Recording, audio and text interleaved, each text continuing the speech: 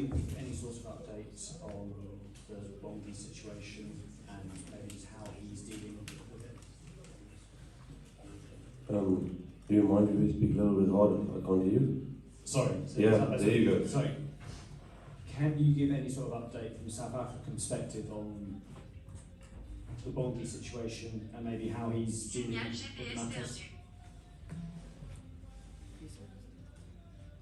Yeah, I hope I understand you right, and I hope I hear you clearly there. Yeah, it's apparently that's been dealt with World Rugby and SA Rugby at the moment. So yeah, from my side, I really can't comment on something like that. Like always, I try to focus on the scrums. So yeah, I can't really give you some feedback on that. But can I just ask, how was he dealing with it, being in sort of the eye of this storm? No, listen, he had a perfect training this afternoon, and well, it's never perfect. We strive on always to have a perfect training, but we had a good training and participation in training sessions, and nothing else came out. So yeah, I can't really comment on that. And there's one more, if that's okay. Can you just describe his value to the team, both as a player and a leader? Now listen, Bongi has been part of this group, I think, for the last 6 years, and he's a very, very important, how can I say, piece of our puzzle.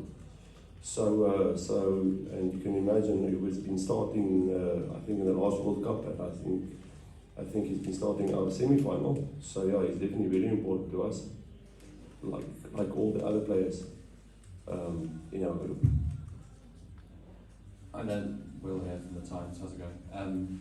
Just to follow on from that, can I ask you about his character as well, as a guy that he's been part of the Springbok group for a long time now, and just how important is he around the group?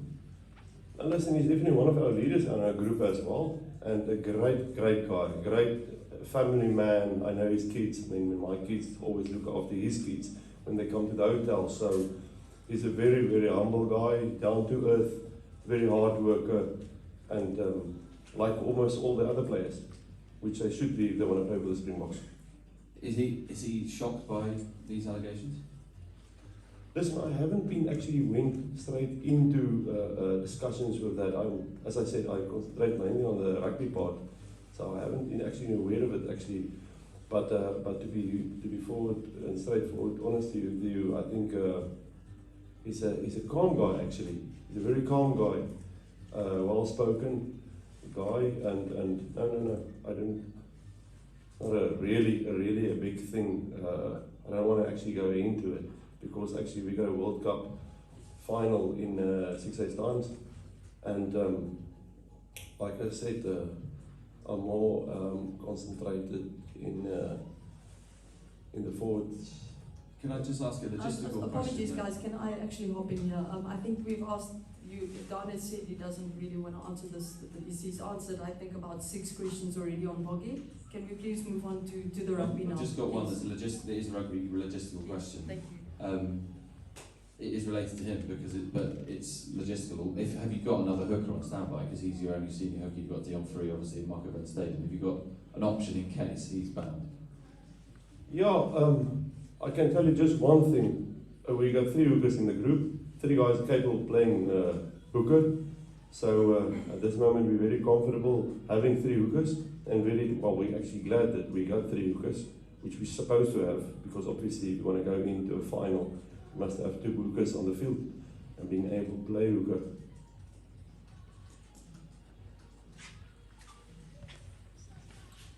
Hi, Daan, Craig Ray from Daan. The team looked to be lacking a bit of intensity on Saturday. They looked a little flat. Obviously, it was a 6-day turnaround after that French game. Is this week going to be a lot lighter in terms of the physical load? And just give us an idea of what the week looks like. I would say we will follow a normal rugby program like always. And yes, obviously, we got a 6-day turnaround to get to the game. We had a very tough game against the French. We had a very tough game against the English, and we're glad we could make it to the final. So in terms of preparation, we will do like normal. I think more or less the same load as last week and the week before the French. So I don't think there will be any difference in training. Can I just ask you a follow-up on that? Why would you do that then if they were looking decidedly flatter on Saturday than they were the week before? Why would you keep the same regime up? You know, sometimes I think stress plays a role in big games. Maybe they were a bit stressed and maybe a bit flat-footed in the first half especially. And then obviously we have the luxury to bring on the substitutes, which make a big difference and had a big impact on the game. We stay what's been working for us in the past, and I think we will carry on doing that. I hope it does answer your question.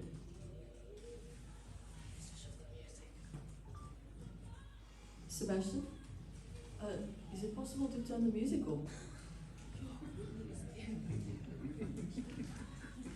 I must say I actually enjoyed the music. Yes. Hi Dan, the world is talking about the Springboks scrum again. Can you give us an insight into the culture in the squad that creates those kind of scrum performances? Yeah, that's more the subject that I'd like to talk about. But yeah, I mean, we've been worked hard till the last 4 years to get to this point, to get to this match. It will always be part of our, how can I say, big rocks in our play, in the way we play, like the lineouts, like the maul, like the kicking game, like all the other departments. It's just useful for us, and we will use it, well, obviously always till the maximum that we can. But yes, obviously we can always strive to get better. We're not there yet where we want to be. Yes, we only have one game to get where we want to be, and if it can play a big role in our game, it would be good. Yeah, as I said, we're still working hard on it and getting the perfect picture. Oxen Che has kind of emerged as the star of the tournament. You've seen up close how much hard work goes into it. Can you share with us that journey that he's been on? Yeah, I was fortunate to coach him ever since I think he was 18 years old. So for the last 10 years, I think he's 28 now. For the last 10 years, I've been coaching him. I left at one stage Cheetahs, and he was, I think he left at some stage to the Sharks. But I was fortunate to coach him when he was a very young guy, and I must say he makes some progress. I don't think we've seen the best of him yet. I think because obviously I think from 28 till 32 as a front row player, I think that's where you're actually getting into your prime. But I think there's still a lot of work that he can do. And if you're referring to him, yes, he's a great player, great guy. But as I said this morning to the guys, I mean, it's a cohesion effort. It's not a one-man show. You cannot solve problems by yourself, and you cannot go forward by yourself. You must have the guys next to you, behind you, in order to do that and to be performant. Daan Human. I asked this question earlier at the All Black Press as well. You played them twice this year. In the first, in the Auckland test, they got out the blocks very quickly and you guys never got back in the game. Then at Twickenham, you guys reversed that. You got out the blocks and they never let them back in the game. How important is the start going to be in this game?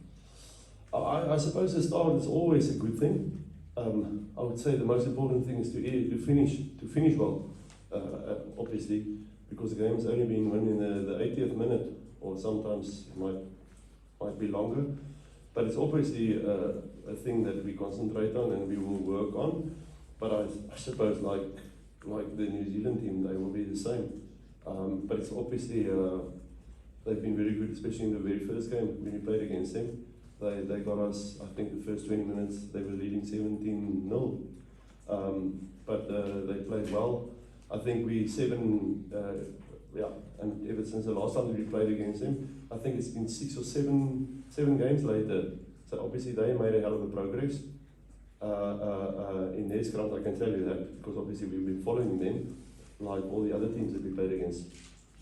What aspect of their game has changed the most in the World Cup since the Twickenham game? Yes, yeah, I must say, they're actually good in all the departments. So if you ask me, I must get to my man, our video analyst. But to be fairly honest, coming scrum time, I can assure you they're much better. They're well prepared. They have got a great back and forwards, and obviously they will use it to their advantage.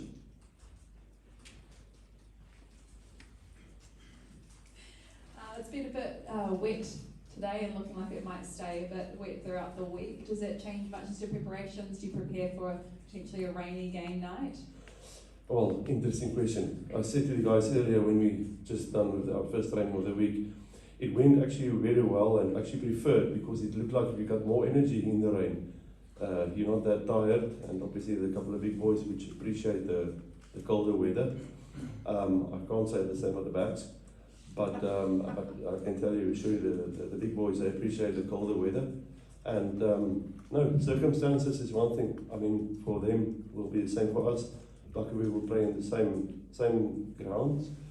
And if you ask me, would you be preferred to play in these wet conditions? Doesn't matter really. Doesn't matter. And just how special is it to be meeting the All Blacks in the final, given the history between these two teams? Yeah, every game is actually a big game in the World Cup. Meeting them, which is a top team in the world, it's good to meet them, and it's obviously where you will decide who's really number one. But they're special. I mean, for many years, there's a big rivalry between the two teams, and we actually we're glad that we can face them. Can I just ask you to expand on some of your comments about the New Zealand forward pack, especially since you met them at Twickenham? How do you think, in terms of scrum, line-out, the breakdown, how the New Zealand pack has developed throughout this tournament, and what sort of challenge you think you'll face in this final? Listen, normally a game has been, if you want to beat the side, I think if you dominant up front, I think then, so they will definitely target us up front, like I suppose we will do with them. But no, it's going to be, we realise it's going to be tough, and we're well aware of the progress that they've made ever since the last time we met them.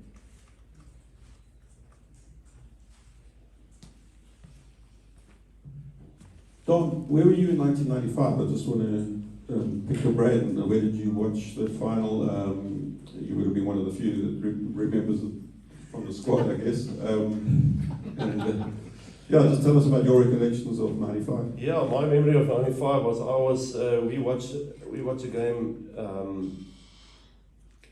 Sorry, I'm mixing this French and this English so much. So lately for me, no, we were at the neighbour's house as a family, two big families. We watched it together, and there wasn't enough chairs. I remember that. I was sitting on the ground with my two brothers. So no, it was a very good memory.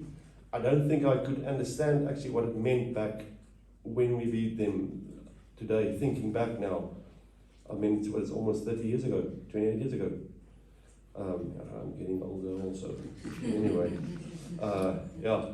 So it was a great memory. I remember the festive vibe that's been in the country, and it meant a lot for the country. And we're always referring back to that game. Not really lately, but obviously we played against them already this year twice, and obviously last year twice as well. So there's a lot of games in between that we had between the two sides, but it was a great memory for our country, and it meant a lot for our country. Just a bit more recently, just going back to the semi-final, the balance of power really shifted in the scrum in the second half. Was that a result? England have started their set-piece specialist. Did you think you'd be able to target Geng and Sinkler in that second half? I don't, as I said, I mean, it's never individual players that we actually target. We target more as a team. We target them in certain areas and certain times of the game, which we think that we needed. But it was not really the fact that we target individuals. I think they picked their best back first to face our pack, which doesn't mean always we're starting with the best pack. For us, there's not a thing like bench. It's more starters and finishers, if I can describe it like that. That would make sense to you.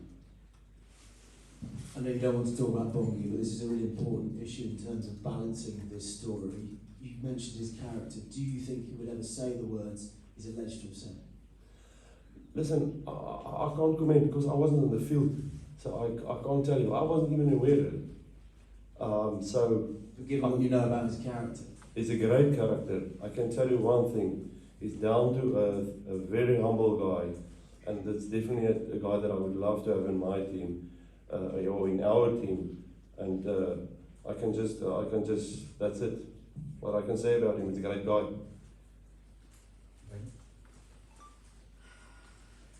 Sorry, Coach, just maybe give us a sense of the mood within the South African team in this big test week?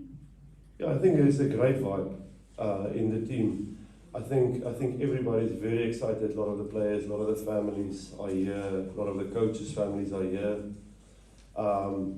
Everybody's very happy that we made it here. And obviously, if you want to win World Cup, you must first qualify for the final, which we got to very late in the game, but we got to it. And anyway, so actually we're glad we can participate in the final. I must say, everybody, there's a lot of energy, and there's a lot of positive energy in the group at the moment. Can I just ask a follow-up to the Ox question earlier? What makes him such a destructive scrummager in terms of technique and the way that he is in his position, and also that impact he offers, as you say, as one of the finishers? I think his ability to always try to learn and be better. I said to him, I got him in the couloir. What is it, couloir? Michal? In the passage, sorry. I got him in the passage after the game, and I said to him, let me tell you straight face, can I tell you something which I haven't had to tell him? And I said, if there's one thing that I learned about rugby is, especially in the forwards, especially in the front row, keep your feet on the ground and your head on your shoulders. That's, I think, that, and I even haven't had to say it to him, but he's such a humble guy, a quiet guy, and yeah, I've got a very, very close relationship with him, obviously, because as I said, I coached him before, and he's actually been born in Tabanshu, and my father is born in Tabanshu, just 30 kilometers off our farm, so with a lot of appreciation between us. Daan, if I can just follow up on an earlier question. You spoke about the mood in the camp and the emotions, the guys happy with their families and that. But how much does it buoy you or boost you, having come through two such tough games? We had to come from behind. We had to fight to the bitter end, knowing that you came through it twice now. Is that emotionally uplifting for the team as well? Yeah, definitely. And maybe we haven't played to our standards, but we haven't been led to play our standards in this weekend. So they've been great.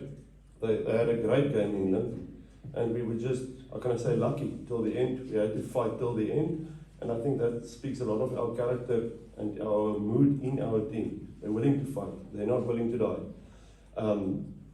meaning on the field. But yeah. Right here.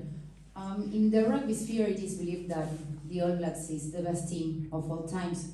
But if you win this weekend and you get to be the team with most Rugby World Cups, even though you didn't play the first two, does that make you the best team of all times? I would never say that.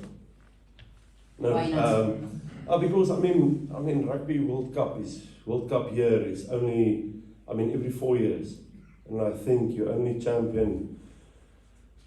How can I say, for that night that you actually win it. The next day, I learned from a coach of me in Toulouse, Guinoves. He said to me, listen, and what's tomorrow? I asked him, what are you up to tomorrow? He said, I'm start planning for the next one.